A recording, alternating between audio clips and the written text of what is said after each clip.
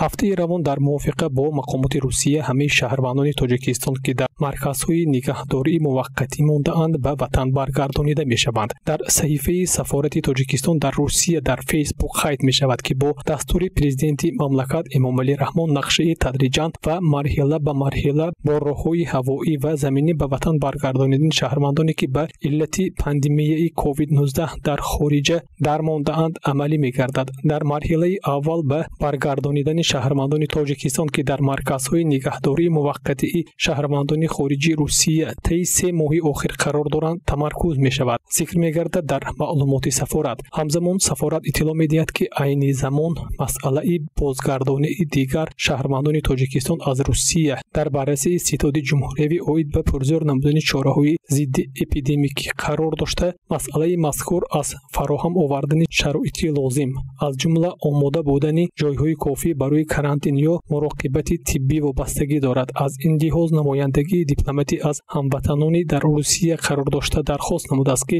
хабарҳоро роҷеъ ба парвозҳо ба самти Тоҷикистон дар сомона ва дигар зарфиятҳои интернетии расмии Вазорати корҳои хориҷии Тоҷикистон, сафорати Тоҷикистон дар Русия ва ширкатҳои ҳавопаймоӣ пайгирӣ намоянд.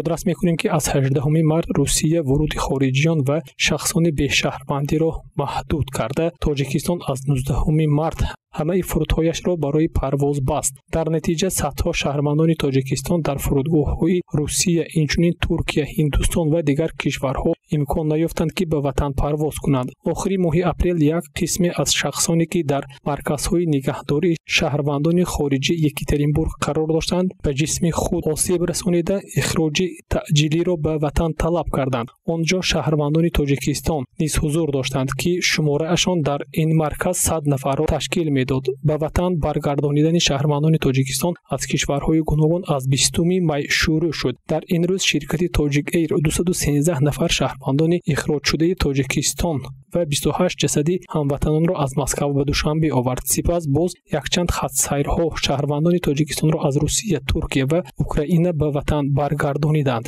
рӯзи 29 май бо як хатсайр аз Аморати Муттаҳидаи Араб ба ватан баргардонидани шаҳрвандони Тоҷикистон ба нақша гирифта шудааст.